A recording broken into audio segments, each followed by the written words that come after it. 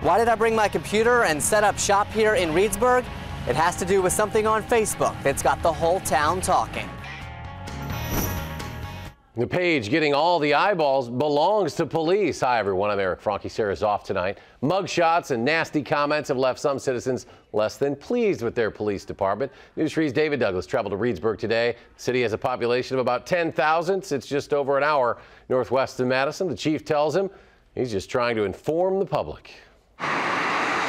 If the words you speak travel fast, it's a small town and people read a lot of what goes on the internet. They'll move even faster on Facebook. It's a lot better way of getting in touch with people, a lot quicker. It's why Chief Tim Becker began the Reedsburg Police Facebook page in 2010.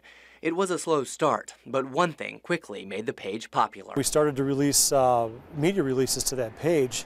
We noticed there was an influx of people liking the page, and right now we have over 2,300 people. The mugshots seem to get the most attention, and the comments aren't always kind. This one lampooned as a glamour shot, with other posters pushing even further past politeness. What I think is offensive, I remove. Profanity is removed. And then if it's openly disrespectful to either the defendant or some person involved in that story, it's removed. Curious as to your thoughts?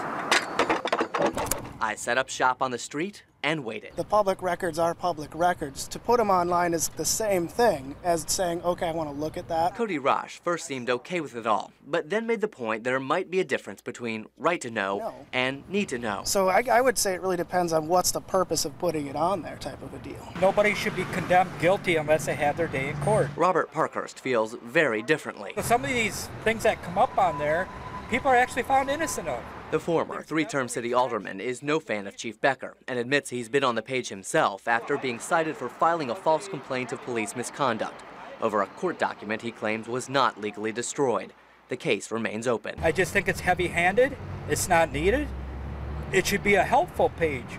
On the police cards it says to protect and serve. The same stuff that we release to the news media, and if you look on your website, you're able to comment on the stories that you guys do too. On the page, people often support the police. Others simply don't like the practice.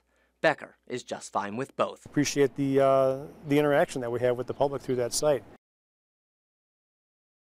Becker tells me he posted about a warrant out for a Reedsburg man they couldn't find who owed a fine. The man contacted police from Georgia and asked if he paid the fine, his mugshot could be removed. Becker agreed and said without the page, they would not have been able to have that kind of compliance. It is interesting. And you were telling me there are other cities that do this, right? And big cities. Philadelphia, for instance, does it. Becker told us today, we checked it out. It has 40,000 people who like their page. It operates very similarly. Becker says the mugshots generated the interest, but if there's a benefit in severe weather or something like that, back in 2008, they didn't have this. But a lot of the communication systems went down when all the flooding was happening. Something like this would have gotten the word out very quickly. Interesting way to do things. All right, David, thanks a lot.